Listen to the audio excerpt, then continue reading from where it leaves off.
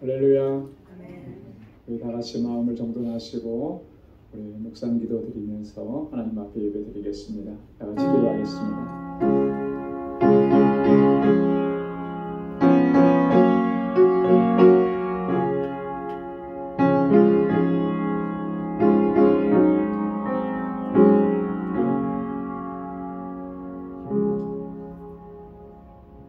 야곱아, 이스라엘아, 이 일을 기억하라. 너는 내 종이니라. 내가 너를 지었으니 너는 내 종이니라. 이스라엘아, 너는 나의 잊음이 되지 아니하리라. 내가 내 허물을 빽빽한 구름에 사라짐같이 내 죄를 안개에 사라짐같이 도말하였으니 너는 내게로 돌아와라. 내가 너를 구속하였음이니라. 여호와께서 이 일을 행하셨으니 하늘아 노래할지어다. 땅의 깊은 곳들아 높이 부를지어다.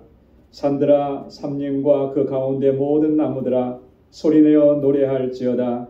여호와께서 야곱을 구속하셨으니 이스라엘로 자기를 영화롭게 하실 것임이로다. 아멘. 은혜가 풍성하시고 자비하신 아버지 하나님, 오늘도 이 저녁에 거룩하신 주님의 보좌 앞으로 불러주시며 하나님의 이름을 찬양하고 주님께 영광 돌릴 수 있도록 인도해 주심을 감사합니다.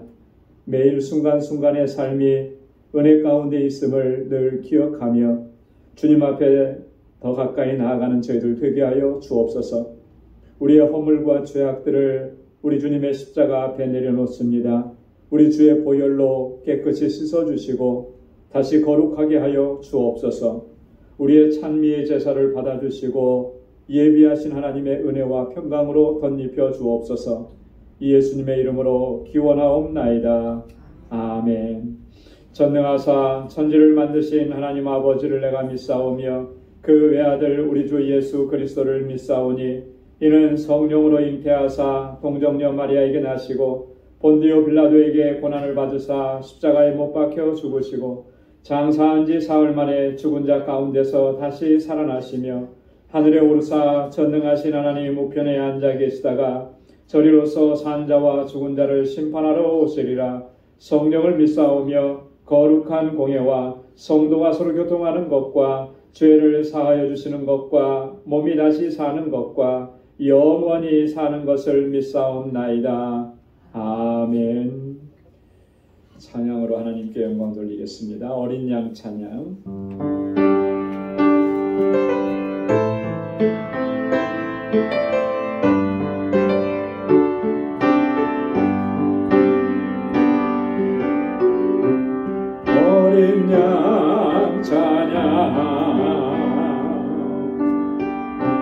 우리 죄 위에 죽으신 주님 또 죽음에서 부활하신 영원하신 주 할렐루야.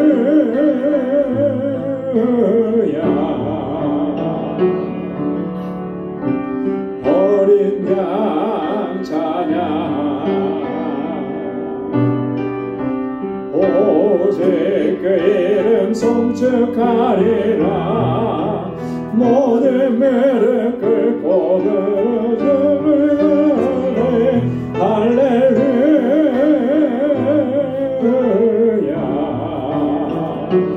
그는 주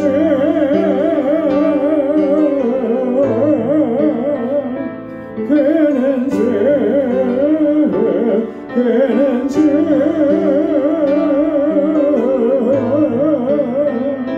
그는 주 그는 주 어린 양 찬양 우리 죄 위에 죽으신 주님 또 죽음에서 부활하신 영원하신 주 할렐루야.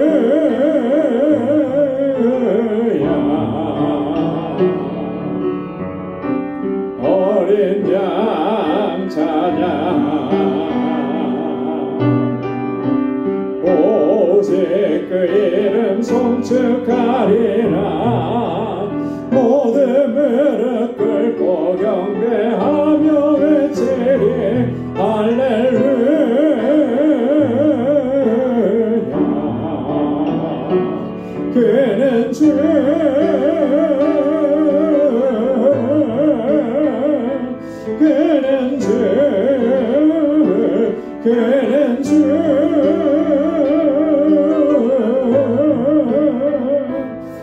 그는 주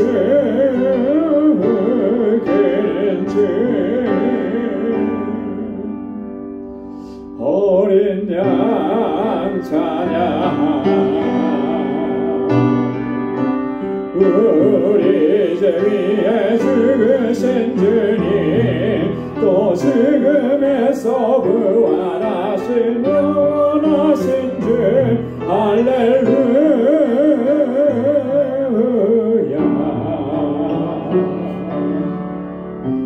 어린 양 찬양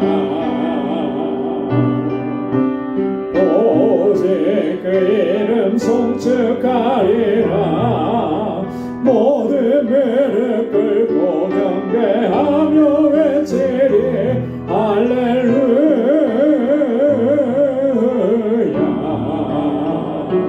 그는 주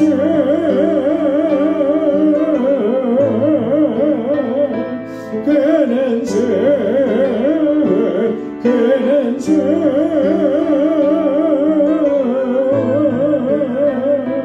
그는 주 그는 주 아멘. 내 주의 보혈은 정하고 정하다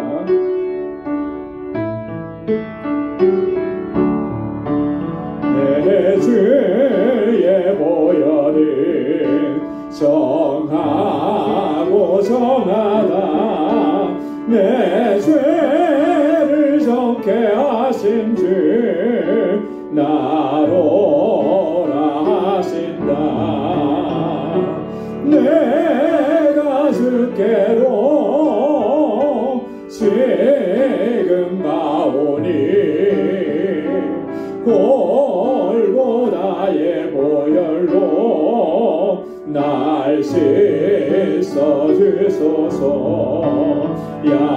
약하고 주에도 주께로 나가면 힘주시고 내 주함을 곧 씻어주시네 내가 주께로 지금 가오니 골고다의 보혈로 날 씻어주소서 나로라 하심은 온전한 믿음과 또 사랑함과 평안함 다 얻게 함일세 내가 주께로 지금 가오니 골고다의 보혈로 날 씻어주소서 긴 죄인 복받아 빌기를 얻었네 한없이 넓고 큰 은혜 베풀어 주소서 내가 주께로 지금 가오니 골고다의 보혈로 날 씻어주소서 그 피가 맘속에 큰 증거 됩니다 내 기도 소리 들으사 다 허락하소서 내가 주께로 지금 가오니 골고다의 보혈로 날 씻어주소서 내가 주께로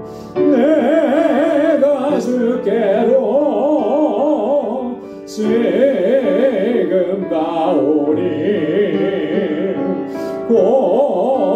골고다의 보혈로 날 씻어주소서.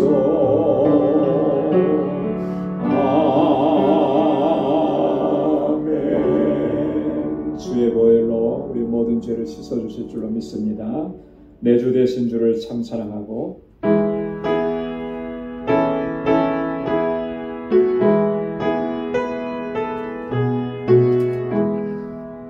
내 주 되신 주를 참 사랑하고 또 그에게 죄를 각오하리라. 그는 애를 주신 내 예수시니 이전보다 더욱 사랑합니다. 주 날 사랑하사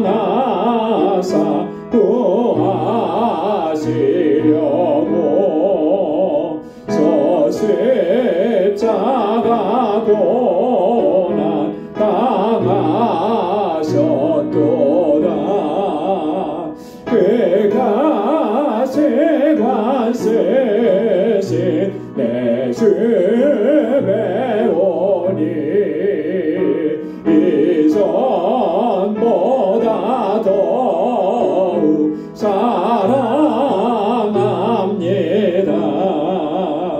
내 평생의 힘쓸 그 큰 의무는 주 예수의 덕을 늘 기리다가 숨질 때에라도 내 할 말씀이 이전보다 더욱 사랑합니다. 큰 영광의 구주 날 사랑하사 그 풍성한 은혜 더하시리니 금멸유관 쓰고 늘 찬송할 말 이전보다 더욱 사랑합니다. 4절이요. 큰 영광의 구주 날 사랑하사 그 풍성한 은혜 더하시리니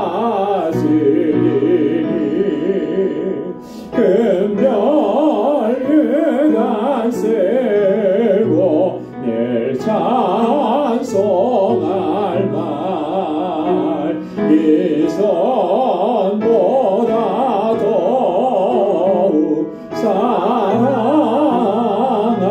사랑합니다. 아멘. 이전보다 더욱 주님을 사랑하고 주님께 더 가까이 나아가는 우리 모두가 되길 소망합니다. 우리 이 시간 다 같이 통성으로 함께 기도하겠습니다. 교회를 위해서 세워주신 주의 종들과 세우신 주의 일꾼들을 위해서 또 이곳에서 자라나는 우리 주일학교 또 유스그룹 EM의 우리 어린 심령들, 학생들, 청장년들 또 교사들과 우리 전도사님 위해서 이번에 우리 한존 직분자 세우는 귀한 일들을 감당합니다. 하나님께서 은혜 가운데 인도해 주시고 하나님의 귀한 종들을 세워달라고 우리 함께 기도해 주시고 우리 단기 선교를 준비합니다. 위에서 기도해 주시고 우리 알라메다 방주교회 은혜 가운데 잘 건축되도록 위해서 기도해 주시기 바랍니다. 세계 곳곳에서 주의 복음을 전하는 우리 선교사님들을 위해서 함께 기도해 주시고, 우리 교우들을 위해서 특별히 환우들과 연로하신 우리 어르신들을 위해서 함께 기도하고, 오늘 이 시간 주님 앞에 가지고 나온 우리 간절한 기도의 제목들 함께 통성으로 같이 기도하겠습니다. 은혜가 풍성하신 아버지 하나님 참 감사합니다. 오늘도 아버지 하나님께서 저희들을 사랑하시고 은혜 주시고자 하나님 이 거룩한 자리로 불러주심을 감사합니다. 하나님 우리 마음을 다하고 힘을 다하여서 하나님을 찬양하고 하나님을 예배케 하여 주옵소서. 우리의 중심이 항상 여호와 하나님 주님만을 바라볼 수 있게 하옵소서. 주님을 더욱 사랑하게 하시고 주님을 더 사모하게 하시고 주님께 더 가까이 나아가는 저희들 되게 하여 주시옵소서. 나의 나 된 것은 오직 하나님의 은혜인 것을 우리가 단 한순간도 잊지 않게 도와주시고, 아버지 하나님 날마다 그 은혜 안에 거하는 삶이 되도록 인도해 주옵소서. 연약한 저희들 아버지 어리석었고 아버지 하나님 모든 저희들을 불쌍히 여겨주시사 주의 능력의 장중에 항상 우리를 붙들어 주셔서 온전한 믿음으로 걸어갈 수 있도록 인도하여 주시옵소서. 오 하나님 아버지 우리 광주교회 하나님께서 정말 기뻐하시는 믿음의 공동체로 견고하고 든든하게 서서 이 세대에 정말 하나님께서 주신 사명 잘 감당할 수 있도록 도와주옵시고, 이 일을 위해서 하나님 주의 종들을 세워주셨고 주의 신실한 일꾼들을 이 재단에 세워주셨습니다. 성령으로 충만하게 하시고 굳건한 믿음을 허락하여 주시고 충성된 마음을 허락하여 주시고, 아버지 하나님 그리하여 하나님 그 귀한 섬김을 통하여서 이 재단이 정말 하나님 보시기 아름답고 주님 기뻐하시는 재단으로 견고하게 서갈 수 있도록 도와주옵소서. 우리 모든 권속들이 마음과 뜻을 같이 할 수 있도록 은혜 더하여 주시옵소서. 이곳에서 자라나는 우리 어린 신명들 사랑하는 학생들 우리 청장년들 붙잡아 주시고, 저들이 정말 하나님 정말 잘 경외하고 믿음으로 살고 아버지 하나님 경건하게 이 세상을 살게 하여 주옵소서.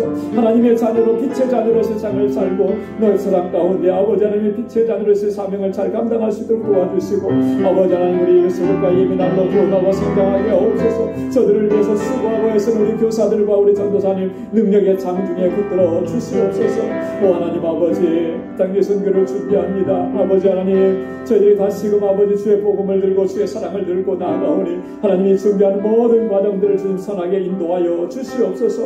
오 하나님 아버지 특별히 우리 알라메다 방주교회 하나님 아름답게 세우셔서 아버지 그 지역의 영혼을 구원하는 귀한 구원의 방주가 되게 하시고, 아버지 건축 중에 있습니다. 하나님 은혜 가운데 잘 진행될 수 있도록 도와주옵시고, 우리 선교사님과 모든 아버지 동역자들에게 하나님 같은 은혜와 능력의 본능으로 아버지 붙잡아 주시옵소서. 세계 곳곳에서 주의 복음을 전하는 하나님의 귀한 종들을 붙잡아 주시고, 아버지 하나님 끝까지 영혼들이 아버지 정말 새 생명을 얻는 놀라운 역사를 위해서 늘 헌신하고 수고하고 애쓰는 사랑하는 주의 종들 눈동자와 같이 지켜 주옵소서. 주님 아버지 늘 강건하게 붙잡아 주시고 귀한 역사로 늘 함께하여 주시옵소서. 아버지 하나님 우리 사랑하는 방주의 권속들 한 사람 한 사람 아버지 은혜 가운데 붙들어 주옵소서. 날마다 주님을 더욱 사랑하고 사모하게 하시고 아버지 하나님 은혜를 사모하며 주님께 더 가까이 나갈 수 있도록 도와주옵소서. 권고한 중에 부르짖습니다. 하나님 주여 사랑하는 주의 종들을 붙잡아 주시고 능력 가운데 함께 하시고 주님의 치료와 회복의 은혜를 더하여 주옵소서. 날마다 주님과 동행하는 하루하루가 되도록 인도해 주옵소서. 오늘도 아버지 하나님 주의 말씀 앞에 저희들을 세워주심을 감사합니다. 우리 아바 밭을 기경하여 주셔서 성령께서 다스려 주시고 하나님의 귀한 말씀으로 우리를 새롭게 하여 주시고 새로운 결단과 각오로 이 시간 주님 앞에 더 가까이 나가도록 인도하여 주시옵소서. 우리의 모든 부르짖음과 간구에 선하신 응답을 허락해 주심을 감사하고 예수님의 이름으로 간절히 기도드리옵나이다. 아멘. 아멘. 오늘 함께 묵상할 하나님의 말씀입니다. 고린도전서 제1장 15장 1절에서 11절까지 말씀입니다. 고린도전서 제15장 1절에서 11절까지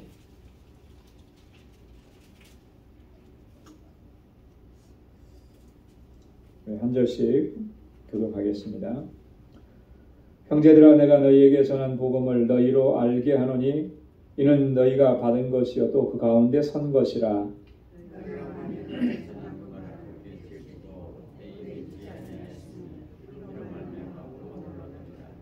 내가 받은 것을 먼저 너희에게 전하였느니 이는 성경대로 그리스도께서 우리 죄를 위하여 죽으시고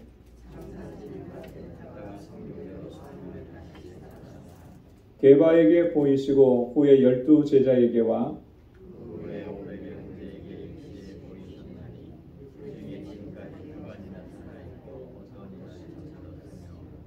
그 후에 야고보에게 보이셨으며 그 후에 모든 사도에게와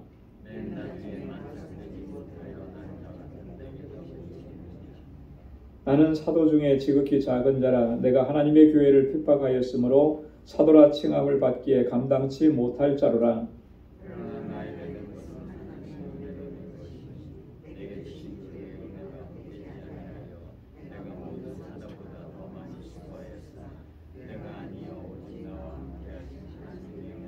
다 함께요. 그러므로 내나 저희나 이같이 전파하매 너희도 이같이 믿었느니라. 아멘. 우리 오늘부터 아마 한 몇 주간 될 것 같은데요. 이 고린도전서 15장 말씀을 함께 묵상하도록 하겠습니다. 여러분 고린도전서 15장은 별명이 있죠. 뭐라고 부르죠? 고린도전서 15장은? 네? 부활장. 예, 부활장이에요. 고린도전서 13장은 사랑장.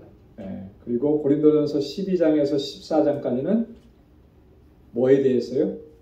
은사에 대해서. 그죠? 성령의 은사에 대해서. 자, 이렇게 한다면 이제 오늘 고린도전서 15장 부활장이라는 이런 이름을 붙였는데 상당히 바울이 길게 얘기를 합니다. 전체적으로 보면 58절까지 있어요. 바울이 이렇게 길게 얘기한다라고 하는 것, 자세하게 얘기한다라고 하는 것은 뭘 의미하겠습니까? 그만큼 중요하다라고 하는 거예요. 그리고 또 하나 얘기하는 게 뭐냐면 고린도 교회 안에 이 문제가 상당히 심각했었구나, 아주 중요한 이슈였구나. 어떤 이슈였겠습니까? 바울이 이렇게 부활에 대해서 자세하게 설명하는 것은 예수 믿고 공동체를 이루고 신앙생활 하면서도 부활에 대해서 의심을 갖는 사람들이 많이 있었다라고 하는 거예요. 그래서 바울이 이렇게 자세하게 이야기하는 겁니다. 오늘날에도 보면 그리스도인들 가운데 예수님의 죽으심, 예수님께서 고난당하시고 죽으신 것에 대해서는 믿는데 부활에 대해서는 예수 그리스도의 부활과 또 나아가서 우리 성도의 부활에 대해서는 이렇게 좀 의심을 갖는 이런 분들이 없지 않아 있습니다. 여러분이 예수 그리스도의 죽으심과 예수 그리스도의 부활은 우리 기독교 신앙에 있어서 가장 중요한 두 기둥이라고 얘기해도 과언이 아닐 거예요.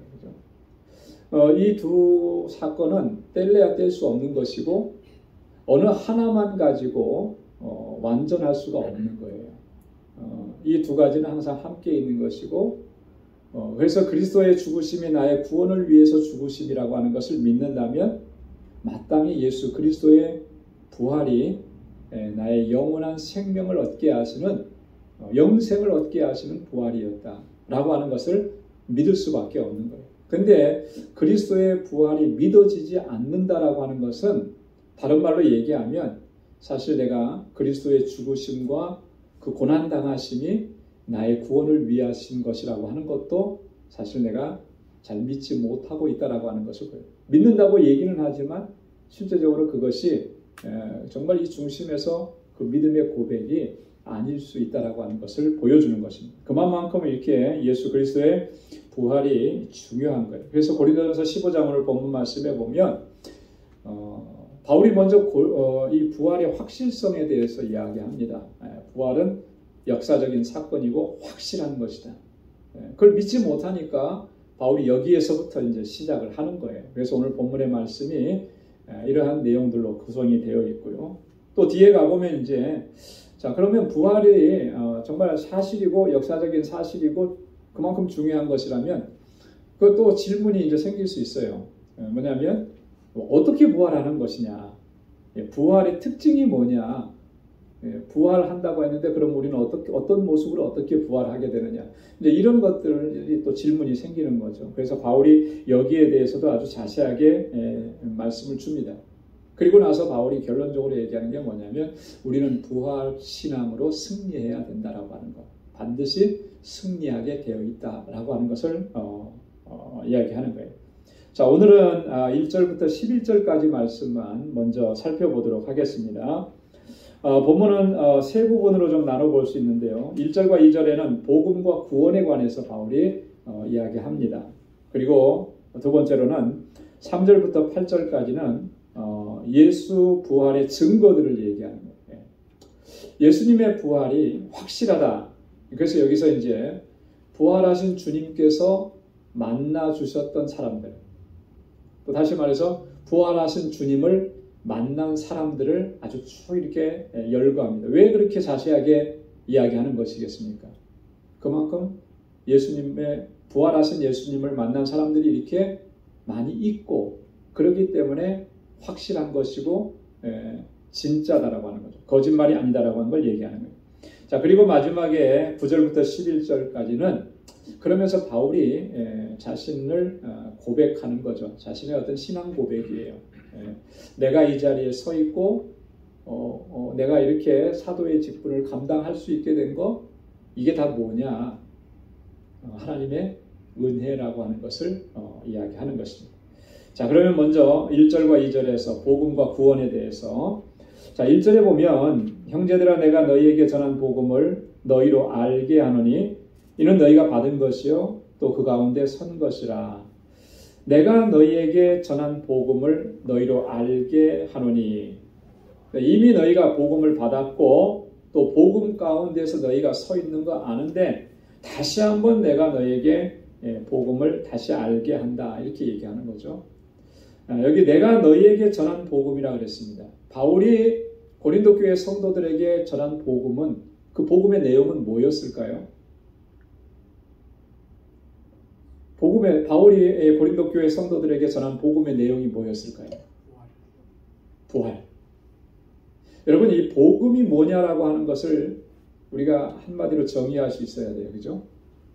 바울이 지금 고린도 교회 성도들에게 복음을 전했고 또 우리도 나아가서 복음을 전해야 돼요. 근데 그 복음이 뭐냐라고 하는 거죠. 여러분, 복음이 뭡니까? 어떻게 설명하실 수 있겠어요? 여러분, 우리가 설명할 수 있어야 돼요. 여러분, 어렵게 우리가 생각을 많이 하는데 여러분 다 잘 알고 있는 건데 설명을 좀 하라 그러면 잘 못하는 거예요. 여러분, 복음은 예수 그리스도가 복음인 거예요. 한번 따라서 해보십시오. 예수 그리스도가 복음이다. 네, 예수 그리스도가 복음이죠. 다른 뭐가 복음이겠어요? 근데 이제 그걸 조금 더 세밀하게 들어가면 예수 그리스도의 성육신이 복음인 거예요. 이 땅에 하나님께서 이 땅에 사람의 몸을 입고 오셨잖아요. 왜 오셨습니까? 우리 죄인들을 구원하시기 위해서. 그러니까 그리스도의 성육신이 복음인 거고요. 또 그리스도의 고난과 죽음이 복음의 내용인 거예요. 그리스도의 고난과 죽음. 왜 고난당하셨죠? 왜 십자가에 달려서 죽으셨죠? 우리 죄인들을 구원하시기 위해서. 그러니까 예수님께서 행하신 일, 예수님께서 말씀하신 것, 그것이 복음이라는 거예요. 복음의 내용이라는 거예요. 또한 그리스도께서 부활하신 것이 복음인 거예요. 여러분, 그리스도께서 부활하신 것은 무엇을 우리에게 보여주고 무엇을 예표해주고 무엇을 보증해주는 것입니까? 우리도 부활한다라고 하는 거죠. 그죠? 성도의 부활을 보증해 주시는 것이 예수 그리스도의 부활인 거예요. 주님께서 다시 사신 것처럼 우리도 다시 살게 된다라고 하는 거죠. 그래서 고린도전서 이 뒷부분에 보면 20절에 보면 그렇게 얘기했습니다. 그러나 이제 그리스도께서 죽은 자 가운데서 다시 살아 잠자는 자들의 첫 열매가 되셨도다. 모든 죽은 자들이 다시 살아나고 다시 부활하게 되는 것을 보증해 주시는 것이 바로 주님의 부활이다라고. 그래서 첫 열매다, 이렇게 설명을 한 거예요. 그리고 또 하나 복음의 핵심적인 내용은 뭐냐면 그리스도께서 다시 오신다고 약속해 주신 것. 여러분, 그래서 복음이 뭐냐라고 하면 예수 그리스도가 복음이시. 그죠? 예수 그리스도가 우리 가운데 오신 것, 나 같은 죄인을 위해서 십자가에 달려 돌아가신 것, 사망을 이기시고 다시 살아나셔서 우리에게 부활의 소망을 주신 것, 그리고 다시 오신다고 약속하신 것, 그래서 우리로 하여금 영원한 하나님의 나라를 소망하면서 살게 하시는, 이게 복음의 내용인 거예요. 그래서 바울이 내가 너희에게 전한 복음, 이것을 너희로 알게 한다, 이렇게 이야기합니다. 여러분, 로마서 1장 16절에 보면 복음은 어떤 능력이 있다고 그랬습니까? 믿는 자에게 구원을 주시는 하나님의 능력이에요. 그래서 복음을 믿는 자들은 구원함을 얻게 되는 것이죠. 또 로마서 1장 17절에는 복음에는 뭐가 나타났다 그랬어요? 하나님의 의가 나타났다. 여러분, 하나님의 의가 뭐죠? 하나님의 의라고 하는 것은요, 다른 말로 얘기하면 죄인을 구원하시는 거예요. 죄인을 더 이상 정죄하지 않으시고 죄인을 구원하셔서 하나님의 거룩한 백성으로 삼으시는 것. 그래서 죄인을 의롭다 하시는 것이 하나님의 의인데, 그것을 다른 말로 얘기하면 칭의라 그러잖아요. 복음은 우리 가운데서 그런 역사를 이루시는 거예요. 자, 그것을 너희로 알게 한다. 이건요, 알게 한다라고 하는 것은 다시 상기시켜 주신다, 뭐 이런 의미가 아니라 그거보다 더 중요해요. 너희가 확실히 이해하고 너희 마음에 굳게 심기도록 그렇게 내가 너희에게 다시 한번 이야기한다, 이런 의미를 가지고 있습니다. 여러분, 이 복음이 우리 안에서 분명해야 됩니다. 그래서 복음에 대한 이해가 분명해야 되고, 앞으로 뒤에도 나오지만 그 복음을 붙잡고 복음 안에서 살아가는 것, 이게 너무나 중요하다라고 하는 것이죠. 그래서 2절에 보면 바울이 또 이렇게 얘기합니다. 너희가 만일 나의 전한 그 말을 굳게 지키고 헛되이 믿지 아니하면 이로 말미암아 구원을 얻으리라. 내가 전해준 이 말, 이게 복음을 얘기하는 거예요. 그죠? 너희에게 전한 그 복음, 이걸 얘기하는 겁니다. 이 복음을 굳게 지키고 헛되이 믿지 않으면 너희가 마침내 구원의 완성에 도달하게 된다라고 하는 거죠. 이 복음을 굳게 지키는 거, 이게 우리 신앙생활에 있어서 가장 중요한 핵심입니다. 복음을 놓쳐버리면 그럼 다 잃어버리는 거예요. 그래서 언제나 우리는 이 복음을 지켜나가요. 예수 그리스도를 지켜나가야 되는 거예요. 그리고 그것을 붙잡고 복음 안에서, 진리 안에서 살아가야 됩니다. 여러분, 그래서 내 삶이 정말 복음 안에 거하는 삶인가, 그리스도 안에 거하는 삶인가를 늘 살펴야 되는 것입니다. 왜냐하면 우리가 살다 보면 정말 이 세상의 유혹도 많이 받고요. 그래서 복음 밖으로 나아갈 때가 참 많아요. 복음이 아닌 것을 붙잡고 그것에 매달려서 신앙생활하는 경우들이 얼마나 많은지 모르겠어요. 여러분, 예수 그리스도가 복음이시고 그리스도께서 주신 말씀들이 복음이라 그랬는데, 여러분, 그리스도 말씀 밖으로 나가는 경우들이 얼마나, 기독교 신앙이 세속화되어 가면은 복음을 변질시켜 버리는 거죠. 여러분, 예수 그리스도를 믿으면 우리가 복을 받는다 그랬는데, 그 복 받는다고 하는 것의 복의 의미가 뭔지를 놓쳐버리는 거예요. 그래서 세속적으로 잘되고 성공하고 부자가 되고 출세하고 이것을 복이라고 생각을 하는 거예요. 그래서 그것을 내가 갖지 못했다면 복을 받지 못했다라고 생각하는 거죠. 여러분, 과연 그렇습니까? 그렇다면 정말 우리는 너무나 불쌍한 사람들이에요. 그죠? 세상에 부자들이 얼마나 많은데요. 제가 어저께인가 신문 기사 조그만 걸 봤는데, 한국 사람 누구라 그러는데 잘 모르겠어요. 이름도 기억이 잘 안 나는데, 그분이 그랬대요. 이렇게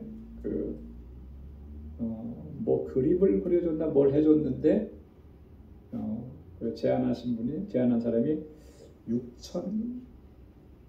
한국 돈으로 6천만 원? 이 정도 되는 가치가 있는 것에 그걸 돈으로 줄까? 주식으로 줄까? 그랬대요. 그 사람이 고민을 하다가 주식으로 달라 그랬대요.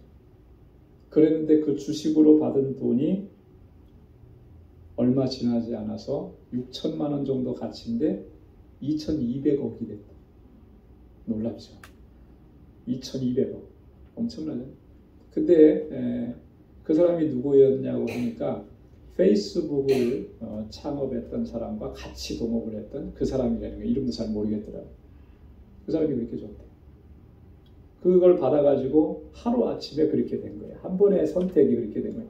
자, 그러면은 그 사람들은 굉장히 복을 많이 받은 거예요. 그죠? 그 사람에 비하면 우리는 뭐 가진 게 없고 누리는 게 없으니까 나는 복을 받지 못했나? 여러분 세속적으로 생각하면 이렇게 갈 수밖에 없어요. 그죠? 네. 과연 하나님께서 말씀하신 복이 그런 것이겠느냐?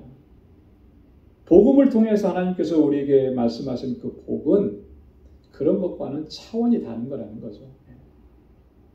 우리의 영혼이, 우리의 죽었던 심령이 다시 살아나서 하나님의 자녀가 되고 하나님의 후사로서 하나님의 기업을 이을 자로서 부름을 받고 이렇게 살아갈 수 있는 것. 이게 하나님께서 주신 복이에요. 하나님의 자녀가 되었다는 복. 이것보다 더 소중하고 더 귀한 것이 어디 있겠어요. 이거 놓쳐버리면 자꾸 우리는 세속적인 복을 찾아. 이거 복음을 놓쳐버린 거예요. 복음의 진리 바깥으로 나가버린 거예요. 여러분 그래서 우리가 신앙생활 하면서 정말 내가 복음의 진리 안에서 바르게 신앙생활하고 있는지 늘 살펴야 되고 그 진리 안에 거하기를 늘 힘써야 될 줄로 믿습니다. 오늘 이 바울이 부활의 신앙에 대해서 이야기하기 전에 먼저 이 복음에 대해서 다시 한번 이 고린도 교회 성도들에게 말씀해 주는 것은 바로 이러한 중요한 의미가 있기 때문에 그런 것입니다. 이로 말미암아 구원을 얻으리라 이렇게 말씀을 한 거죠. 자, 그 다음에 이제 두 번째 단락에서 예수 부활의 증거들을 얘기합니다. 3절부터 8절까지. 자, 먼저 3절과 4절에 보면 우리 3절 4절 말씀을 한번 같이 읽어볼까요? 시작. 내가 받은 것을 먼저 너희에게 전하였느니 이는 성경대로 그리스도께서 우리 죄를 위하여 죽으시고 장사 지낸 바 되었다가 성경대로 사흘 만에 다시 살아나사. 아멘. 자, 여기 보면 성경대로라 그랬습니다. 예수님의 죽으심과 예수님의 부활은 다 성경대로, 성경에서 말씀하시고 성경에서 예언하신 그대로 다 성취되고 이루어진 역사적 사실이다라고 하는 것을 어느 한순간에 그런 사건이 일어난 것이 아니고 그리스도의 죽으심과 부활은 이미 구약의 선지자들을 통해서 믿음의 사람들을 통해서 다 하나님께서 말씀을 해주신 것이고 그것이 그대로 성취되었다라고 하는 것입니다. 이것을 기억하는 것이 중요하다라고 하는 거죠. 그래서 그리스도의 죽으심에 대해서는 가장 잘 말씀해 준 부분이 어디죠? 이사야 53장이에요. 그죠? 그리스도의 순환에 대해서 말씀을 했습니다. 그리고 그리스도의 부활하심에 대해서도 곳곳에서 증언하고 있는데 시편 16편 10절로 11절, 또 이사야 53장 10절, 호세아 6장 2절, 또 요나서 2장 10절 이런 말씀들이 다 그리스도의 부활에 대해서 예언하고 있는 그런 말씀들이라고 하는 것이죠. 바울이 여기서 뭐라고 얘기합니까? 내가 받은 것을 먼저 너희에게 전했다. 예수 그리스도의 죽음과 부활하심에 대해서 바울은 먼저 그것을 받았다라고 하는 거예요. 그리고 그것을 너희에게 전해준다. 지금 그렇게 이야기하는 것입니다. 자, 바울이 내가 받은 것이다 이렇게 얘기했잖아요. 바울이 무엇을 어떻게 받았길래 내가 받은 것이다 이렇게 얘기하는 것일까? 이것은 아마도 사도 바울이 주님께로부터 직접 계시로 받은 내용들을 이야기하는 거죠. 여러분 바울은 사실은 예수님 살아계실 때 예수님과 함께 했던 적이 없어요. 그죠? 예수님과 공간적으로 시간적으로 이렇게 겹치지가 않았어요. 그래서 예수님께서 무슨 말씀을 하셨는지 뭐 어떤 이적을 베푸셨는지 뭐 이런 거에 대해서는 예수님의 12사도들하고는 다르게 전혀 경험한 바가 없죠. 하지만 이렇게 실제적으로 예수님과 접촉해서 경험한 바가 없었지만 사도들이 경험했던 그 모든 것들을 예수님께서는 계시로 바울에게 알려주시고 말씀하시고 허락해 주셨다라고 하는 거죠. 오늘 우리가 참 이게 이해하기가 쉽지는 않죠. 우리의 이성으로. 왜 이해하기가 쉽지 않겠습니까? 어쩌면 이런 걸 거예요. 나에게는 계시로 말씀해 주시는 것을 내가 한 번도 들어본 적이 없기 때문에 아마 이해가 안 될 수도 있을 거예요. 근데 바울에게는 분명한 사실인 거죠. 자, 바울이 갈라디아서 1장 11절로 12절에서 바울이 이렇게 증언을 합니다. 형제들아 내가 너희에게 알게 하노니 내가 전한 복음이 사람의 뜻을 따라 된 것이 아니라 이는 내가 사람에게서 받은 것도 아니요 배운 것도 아니요 오직 예수 그리스도의 계시로 말미암은 것이라. 할렐루야. 내가 전한 복음, 이 복음은 사람에게 배운 것도 아니다. 누가 나에게 이렇게 전하라고 이렇게 가르쳐 준 거 그런 거 아니다. 누가 나에게 가르쳐 줬다는 거예요? 예수 그리스도께서 직접 나에게 계시로 말씀해 주시고 그 말씀해 주신 것을 너에게 증거하는 것이다. 이렇게 증언하고 있는 것입니다. 자, 그러면서 여기 보면은 우리 죄를 위해서 죽으셨다라고 하는 이 복음의 핵심적인 내용을 다시 한번 증거합니다. 여러분, 예수 우리 죄인을 위해서 죽으신 것이 복음의 핵심적인 내용인 것이죠.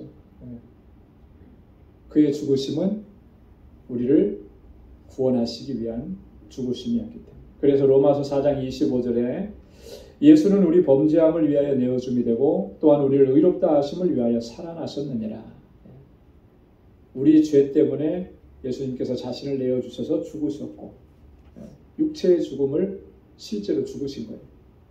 그리고 우리를 의롭다 하시기 위해서 다시 살아나셨다. 자, 그러니까 이 바울의 증언을 통해서 보면 주님의 부활이 없었으면 뭐도 없는 거예요. 우리를 의롭다 하시는 그 은혜도 없다라고 하는 것이죠. 자, 로마서 5장 8절에도 보면 우리가 아직 죄인 되었을 때 그리스도께서 우리를 위하여 죽으심으로 하나님께서 우리에게 대한 자기의 사랑을 확증하셨느니라. 우리가 죄인 되었을 때에 그리스도께서 우리를 위해서 죽으셨다. 이게 얼마나 놀라운 은혜냐라고 하는 것이죠. 죄인 되었을 때.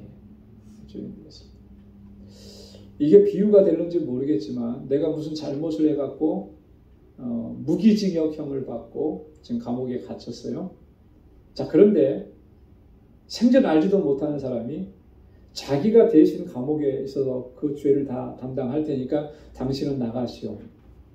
자유를 누리시오. 여러분, 이런 일이 세상에 일어날까요? 이런 일이 일어나면 그건 진짜 놀라운 기적이 믿겨지지 않는 거잖아요. 그런데 그런 일들보다도 비교할 수 없을 만큼 놀라운 사건이 바로 죄인을 위해서 주님이 대신 죽어주신 거예요. 이거는 뭐 말로 다 형용할 수 없는 거죠. 우리가 그런 은혜를 입고 오늘 이 자리에 서 있는 겁니다. 우리가 구원받은 것은 단순하게 하나님께서 사랑하셨으니까 우리를 건져주신 것, 여러분 이렇게만 이해하면 그 구원의 은혜에 대한 감격이 뜨거워질 수가 없어요. 사실 내가 죽어야 되는 그 자리에 주님이 대신 죽어주시고 나는 살아났다라고 하는 거죠. 이게 도대체 있을 수 있는 일인가? 여러분, 그래서 우리 죄를 위해서 죽으셨다라고 하는 것, 그것이 바로 복음의 핵심이라고 하는 것입니다. 자, 5절부터 8절까지는 예수 부활의 증인들을 쭉 설명을 합니다. 여러분, 한 가지 질문을 제가 드려볼게요. 부활하신 예수님을 최초로 만난 사람은 누구일까요? 마리아. 성경에는 마리아가 하도 많이 나와가지고, 네? 마리아가 많잖아요. 그죠? 굉장히 흔했던 이름인 것 같아요. 어떤 마리아일까요? 구체적으로? 자신 있게요? 자신 있게 얘기하세요. 뭐 대답 정답 나왔는데 보니까 막달라 마리아. 일곱 귀신 들렸던, 그러다가 주님께서 치유해 주던 막달라 마리아. 마리아에게 예수 부활하신 예수님이 가장 먼저 나타나셨어요. 마태복음 28장 8절로 9절 말씀. 특별히 마가복음 16장 9절에 보면 막달라 마리아에게 먼저 보이시니 그랬어요. 굉장히 영광스럽잖아요. 그죠? 사도들도 있었는데 그들보다 먼저 부활하신 주님을 만났다라고 하는 것. 막달라 마리아는 그것을 알고 있었을지 모르겠지만 우리가 봤을 때는 정말 놀라운 은혜의 사건인 거예요. 그죠? 예. 자, 이 부활하신 주님이 막달라 마리아에게만 나타나셨느냐? 아니에요. 오늘 바울의 증언을 보면 수많은 사람들에게 나타났어요. 자, 먼저는 5절에 누구에게 나타났다고요? 게바에게. 게바가 누구죠? 베드로예요. 시몬 베드로. 시몬이라고 하는 말은 히브리식 이름이고 베드로라고 하는 말은 헬라식 이름이에요. 그리스어로 베드로라고. 그러면 게바는 뭘까요? 게바는 도대체 어느 나라 말일까요? 아람어예요. 아람. 여러분 그 아람어가 어떤 말이냐면 패션 오브 더 크라이스트 여러분 다 보셨죠? 그 영화에 사용됐던 언어가 다 아람어예요. 그때 당시에 예수님 당시에 많은 사람들이 이스라엘 사람들이 이 아람어를 직접 사용을 했다라고 하는 거죠. 그래서 성경에 보면 아람어가 종종 등장을 해요. 게바라는 말도 아람어. 게바라는 뜻이 뭐죠? 반석이라고 하는 뜻이에요. 반석. 예수님께서 그렇게 베드로에게 시몬에게 베드로라는 이름을 주시면서 그 의미를 반석이라고 이렇게 부여하셨던 거죠. 제자들 중에서는 아마 베드로가 가장 먼저 부활하신 예수님을 만난 것 같아요. 자, 그 다음에 5절에 보면 12제자에게만, 그죠? 12제자에게. 예수님의 제자가 12제자인데, 자, 부활하신 주님이 만나셨을 때는 제자가 몇 명이었을까요? 11명이에요. 그죠? 근데 왜 12명이라고 했을까? 좀 궁금하지 않으세요? 한 사람을 더 뽑은 거는 나중에 뽑았잖아요. 그죠? 아마도 이런 두 가지를 생각해 볼 수 있을 거예요. 첫째는 바울이 이 편지를 쓸 당시에는, 그죠? 결혼이 생겼던 그 자리에 마띠아가 뽑혀서 12명이 다 된 거예요. 그래서 바울이 이제 12제자라고 이렇게 썼을 것이고, 그보다 더 중요한 건 뭐냐면 이미 12제자라고 하는 이 말이 고유명사가 된 거예요. 12제자. 고유명사라고 하는 말 무슨 말씀인지 아시죠? 뭐 지명이나 이름이나 그렇게 있는 거. 예를 들어서 대한민국의 수도는 서울이다. 서울은 고유명사예요. 자, 이것처럼 이 12제자라고 하는 말이 다 고유명사화 돼 있었던 거예요. 그래서 바울이 12제자라 이렇게 얘기합니다. 자, 6절에 보면 또 얼마만큼 많은 사람들에게요? 500여 성도에게. 자, 여러분 한번 보십시오. 예수님께서 십자가에 달려 돌아가실 때 대부분의 사람들이 다 흩어졌어요. 그죠? 자, 그리고 예수님께서 다시 부활하셨습니다. 그리고 부활하시고 40일 만에 승천하셨어요. 자, 승천하시고 그리고 나서 열흘 뒤에 50일째 오순절에 성령 강림 사건, 성령의 충만함을 받죠. 자, 그때 모였던 사람들이 몇 명이었습니까? 500명이요? 120명의 성도들이 마가이다라고 방에 모여서 기도했다고 했잖아요. 자, 그리고 나서 이제 베드로가 설교하고 그러니까 그때부터 이제 막 3,000명씩, 5,000명씩 기하급수적으로 늘어났잖아요. 자, 그런데 예수님의 부활할 때 우리는 다 흩어지고 얼마 남지 않은 것 같았는데 여기 보니까 뭐래요? 바울의 증언에 의하면 500여 성도에게 그렇게 부활하신 주님이 나타나셨다라고. 근데 그들 중에 태반이나 지금은 살아있다라고 하는 거죠. 이게 중요한 거예요. 그죠? 예수님의 부활을 목격했던 사람이 바울이 지금 이 편지를 쓸 당시에까지 여전히 살아있는 사람이 한 절반은 된다는 거죠. 500여 성도 가운데서. 이렇게 확실한데 그것을 왜 못 믿는다고 이렇게 얘기하느냐. 그런 의미가 담겨져 있는 거예요. 자, 7절에 보면 야고보에게도 나타나셨다 그랬는데 이 야고보는 예수님의 동생 야고보를 의미하는 것입니다. 그리고 야고보서를 기록했던 야고보죠. 그리고 7절에 보면 또 모든 사도에게라 그랬습니다. 앞에도 보면 12제자에게 그렇게 했잖아요. 그죠? 근데 뒤에도 보면 모든 사도에게라고 또 나와요. 이게 무슨 의미일까?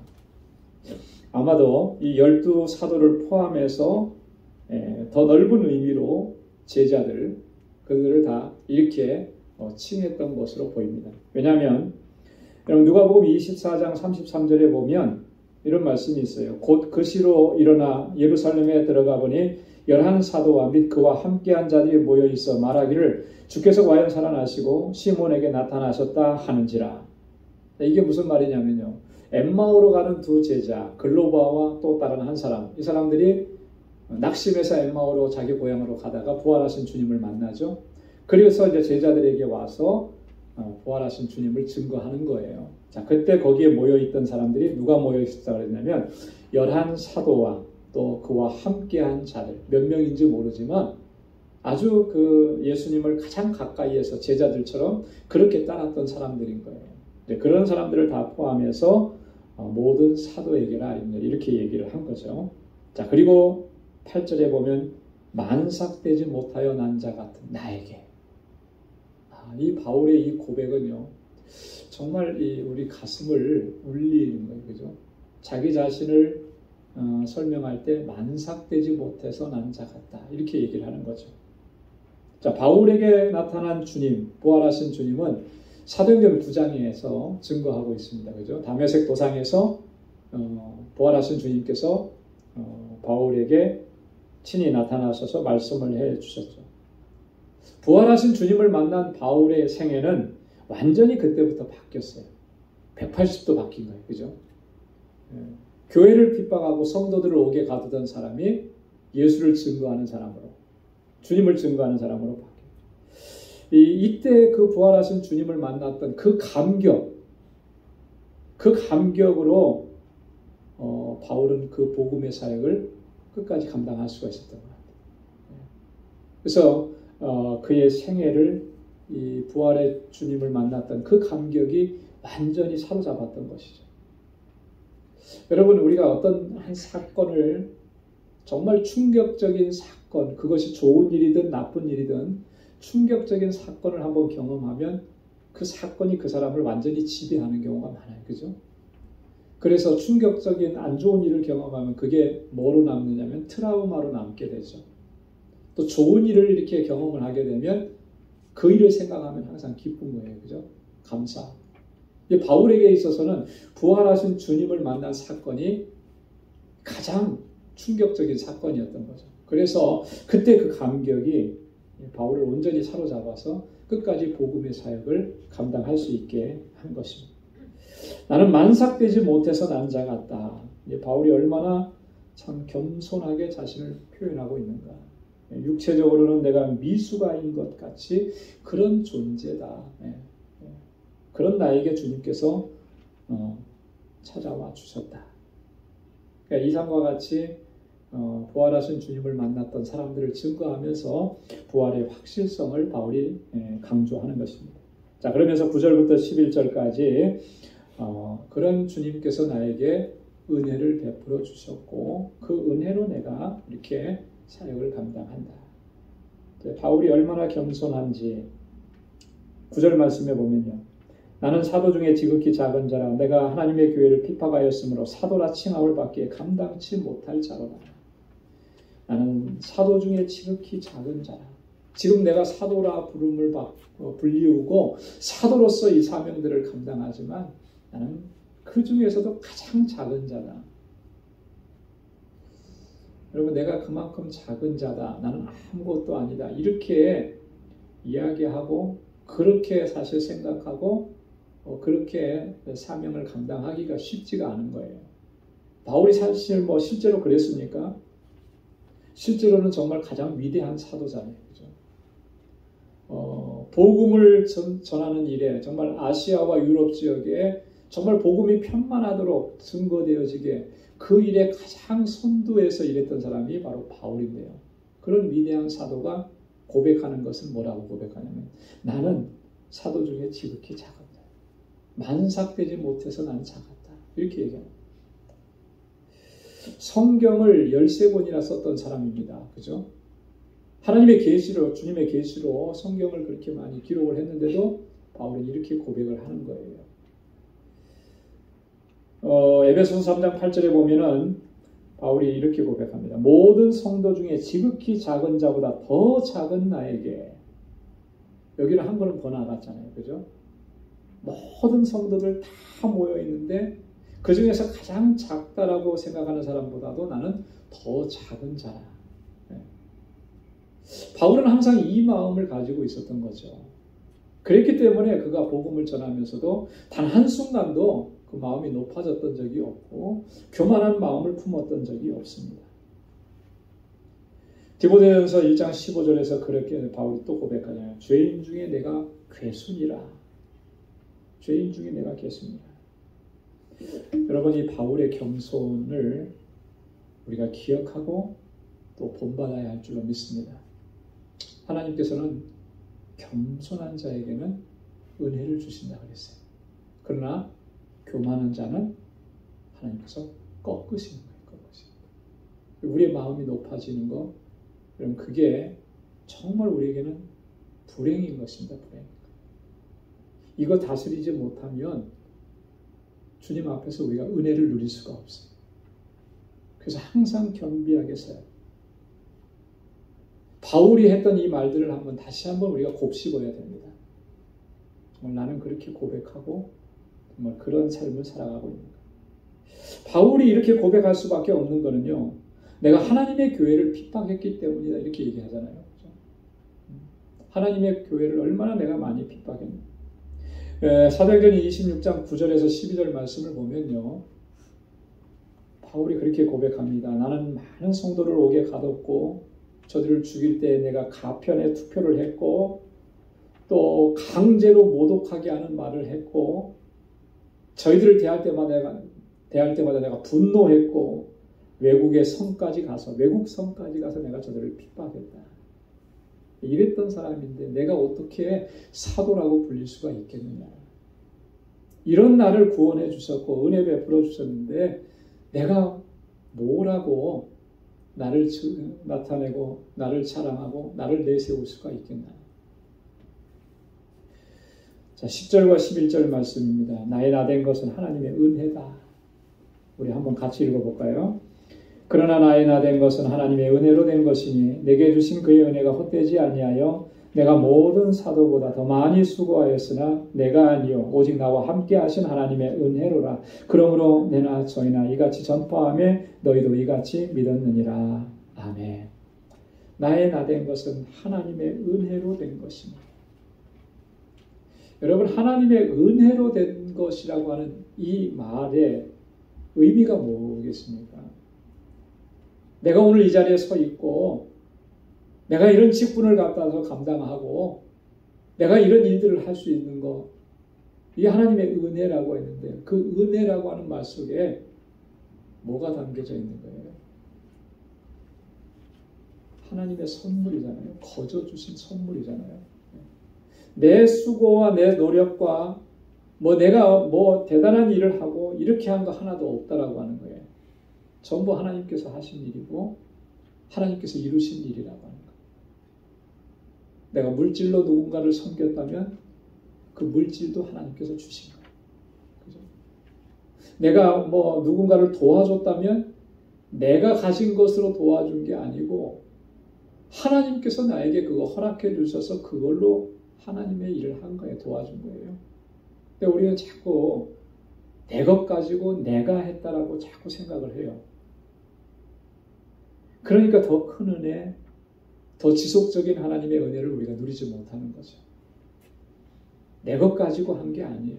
내가 지금 내 것 가지고 내 것이라고 주장하는 것, 그것조차도 뭐예요? 하나님의 선물인 거죠. 하나님의 은혜로 주신 거죠. 그러니까 궁극적으로 하나님께서 하신 일이에요. 하나님께서 하신. 여러분, 우리가 이것을 잊어서는 안 되는 것입니다. 은혜가 헛되지 아니하여 내가 모든 사도보다 더 많이 수고했다 그랬습니다. 이게 무슨 말입니까?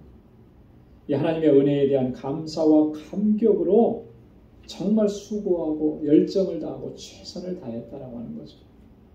여러분, 그래서 우리에게 맡겨주신 직분을 감당하는 일이나 어떤 일들을 감당할 때 정말 최선을 다하고 충성을 다하게 하는 근거가 뭐냐면, 원동력이 뭐냐면 하나님의 은혜에 대한 감사와 감격이에요. 그게 우리의 사명을 감당하게 하고 직분을 감당하게 하는 원동력입니다. 그래서 여러분, 은혜에 대한 감사와 감격이 식어지면 그러면 우리는요, 열정도 식어집니다. 뭘 하고자 하는 열정도 식어지고 그때부터는 뭐가 생기냐면 내게 맡겨주신 이런 일들이 무거운 짐이 되기 시작하는 거예요. 그죠? 직분을 맡겨주신 것도 짐이 되기 시작하는 거예요. 어떤 사역을 감당하는 것도 짐이 되기 시작하면 억지로 그걸 하게 되죠. 억지로. 그러다가 나중에 지쳐버리는 거예요. 여러분, 그래서 우리 안에서 이 은혜에 대한 감사와 감격이 식어지지 않도록 하나님께서 나에게 베풀어 주신 그 은혜를 날마다 기억해내야 돼요. 기억해야 돼요. 나 같은 죄인을 구원하셔서 하나님의 자녀가 되게 하셨고 거기에 더해서 하나님께서 내가 뭐라고 이런 직분을 맡겨주시고 또 이 자리에 세워주시고 정말 그 하나님의 은혜가 너무나 감사하고 너무나 감격해서 매일매일 그 은혜에 대한 감격으로 살아가지 않으면 여러분, 우리는 주님께서 주신 이 직분과 사명들 하나님께서 기뻐하시는 일로 감당해낼 수가 없는 거예요. 언젠가는 지쳐서 쓰러질 수밖에 없는 거죠. 사도 바울과 같이 정말 우리가 이게 내가 한 것이 아니고 나와 함께 하신 하나님의 은혜고 하나님께서 내게 은혜 베풀어 주셔서 그 은혜로 감당하게 하셨다라고. 나의 나 된 것은 하나님의 은혜입니다. 늘 이렇게 고백하고 그 마음을 일평생 품고 또 그렇게 주님 앞에 쓰임받는 저와 여러분들이 다 될 수 있기를 주님의 이름으로 축원합니다.